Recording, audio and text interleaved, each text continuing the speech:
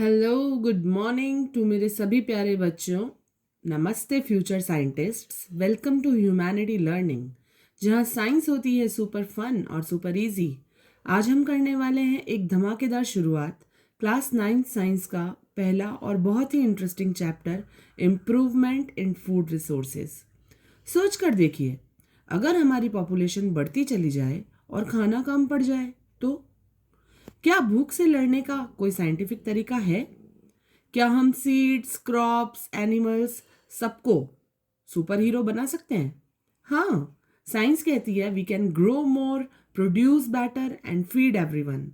हम सीखेंगे कैसे साइंटिस्ट फसलों को स्ट्रॉन्ग और हेल्दी बनाते हैं, कैसे फार्मर्स मिल्क, एग्स और फिश को ज़्यादा पाने के लिए स्मार्ट ट्रिक्स यूज़ करते हैं, और कैसे टेक्नोलॉजी हमारी प्लेट तक फूड को पहुंचाने में हेल्प करती है।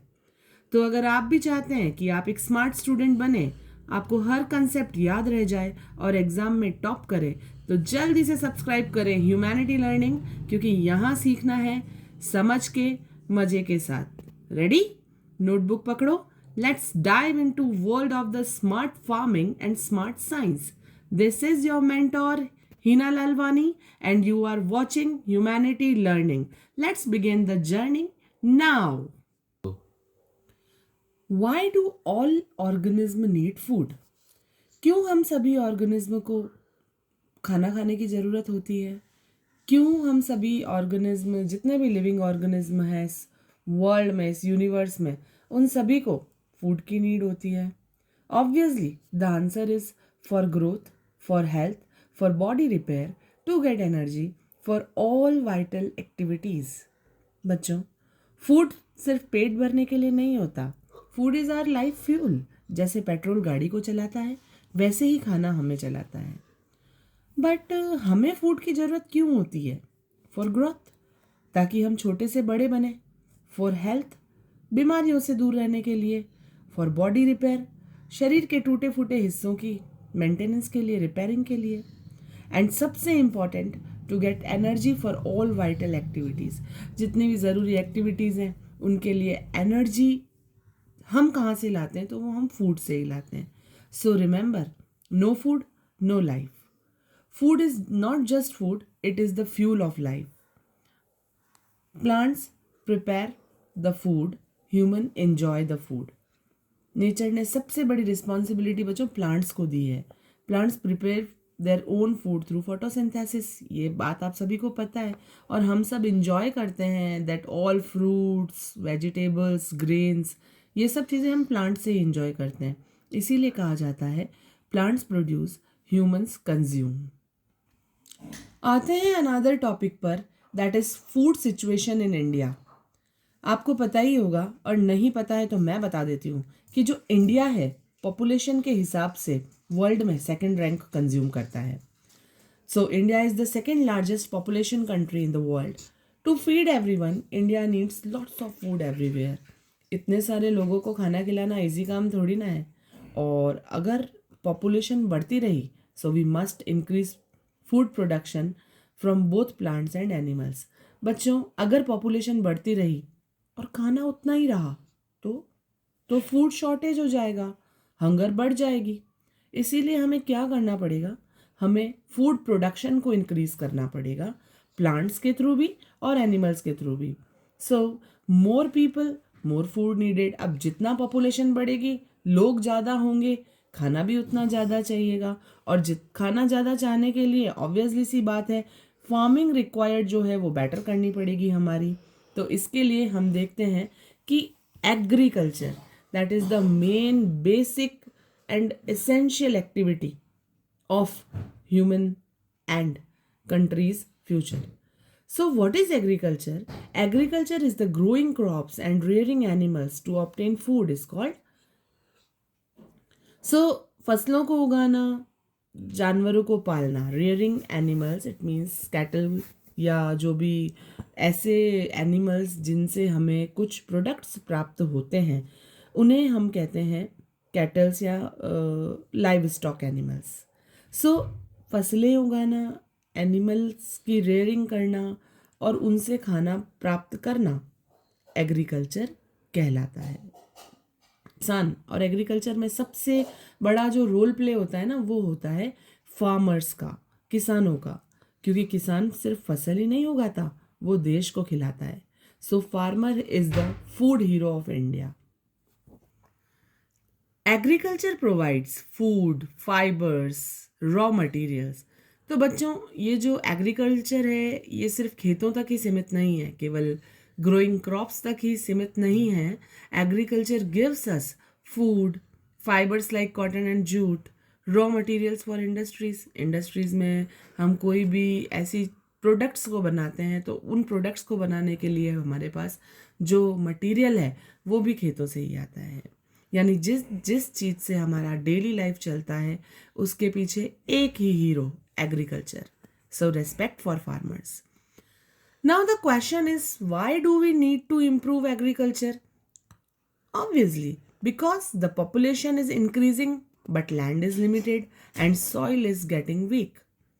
हमें एग्रीकल्चर को इम्प्रूव करने की ज़रूरत है, लेकिन क्यों? क्योंकि बच्चों, पॉपुलेशन बढ़ती जा रही है लेकिन लैंड उतनी ही है. एक प्लेट में दाल बढ़ेगी तो रोटी कम पड़ेगी ना. एंड सॉइल, बार बार उसी लैंड पर, उसी जगह पर, उसी ज़मीन पर हम खेती करते जा रहे हैं, हम क्रॉप्स ग्रो करते जा रहे हैं, तो सॉइल वीक होती जा रही है. इसीलिए अगर हमें हर इंसान को खाना खिलाना है तो we must improve agriculture. Better farming नहीं, स्मार्ट फार्मिंग चाहिए. And if we want more food, we must improve farming methods. Simple methods. More food चाहिए, advanced farming चाहिए. So what is the new methods? That is better seeds, proper irrigation, crop protection, modern technology. Better seeds, strong crops, ज़्यादा production. अगर seeds, बीज बहुत अच्छे होंगे तो फसलें बहुत स्ट्रांग होंगी और प्रोडक्शन ज़्यादा होगा. प्रॉपर इरिगेशन, सिंचाई अगर अच्छी होगी, फिर चाहे वो ड्रिप सिस्टम हो या स्प्रिंकलर सिस्टम हो, पानी एक बूंद भी वेस्ट ना होकर सीधा फसलों के पास जाना चाहिए.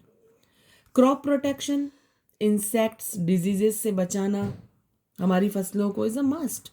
मॉडर्न टेक्नोलॉजी जैसे machines, drones, apps, farmings, smart farming, ये सारी चीज़ें हम मॉडर्न टेक्नोलॉजी को यूज़ करके अपने प्रोडक्शन को हाई कर सकते हैं. ये सब अपनाओ. फूड प्रोडक्शन हाई तो stress will always low. So sustainable agriculture की बात करें तो using farming methods that protect environment, save resources and fulfil human needs for long time. आज खाना खा रहे हैं हम, तो ये जो खाना है केवल आज के लिए ही नहीं चाहिए, हमें हमारी फ्यूचर जनरेशन के लिए भी चाहिए. और जब खाना हम खा रहे हैं आज, अच्छी बात है, और फिर हम इसको फ्यूचर जनरेशन के लिए भी सेव करके रखें. इसीलिए इसी चीज़ को, इसी प्रोसेस को हम कहते हैं sustainable agriculture. Significance of sustainable agriculture. अब इस सस्टेनेबल एग्रीकल्चर की इम्पोर्टेंस क्या है? तो ये एनवायरमेंटल बैलेंस को मेंटेन करती है, ये ह्यूमंस की जो फूड डिमांड्स है उनको कंप्लीट करती है, किसानों की रोजी रोटी को इंश्योर करती है, नेचुरल रिसोर्सेज को प्रोटेक्ट करती है. तो ये सारी चीज़ें सबसिस्टेंस फार्मिंग, सस्टेनेबल फार्मिंग से हमें मिलती है. फार्मिंग मेथड्स ऐसे होने चाहिए जो एनवायरनमेंट को प्रोटेक्ट करें, रिसोर्सेज को बचाएं और इंसानों की ज़रूरतें लंबे समय तक पूरी करें. इसी को कहते हैं सस्टेनेबल एग्रीकल्चर. और इसके बहुत सारे बेनिफिट्स हैं. बेनिफिट्स जैसे maintains environmental balance, meet human food demands, ensure farmers livelihood, protects natural resources. अगर एक लाइन में बात की जाए तो grow food today without harming tomorrow is called sustainable agriculture. तो बच्चों, आज हमने समझा कि फूड सिर्फ पेट भरने की चीज़ नहीं बल्कि लाइफ को आगे बढ़ाने की ताकत है. और एग्रीकल्चर ही है वो सुपर पावर जो इस देश को स्ट्रांग बनाती है, हमारे इंडिया को स्ट्रांग बनाती है. याद रखिए, अगर हम नेचर की केयर करेंगे तो नेचर हमें लाइफ भर शेयर करेगी. बस इसी पॉजिटिव एनर्जी के साथ आज की क्लास यहीं ख़त्म करते हैं, लेकिन ये तो सिर्फ शुरुआत है। अब आने वाले टॉपिक्स में और भी मज़ा आने वाला है। सीड्स, टेक्नोलॉजी, प्रोटेक्शन और भी बहुत कुछ। So stay tuned and keep learning with humanity learning. Study smart, shine bright. मिलते हैं अगली वीडियो में इम्प्रूवमेंट इन फूड रिसोर्सेज के एक नए धमाकेदार कंसेप्ट्स के साथ। Till then keep smiling, keep growing and keep learning with humanity learning. Take care. Bye kids.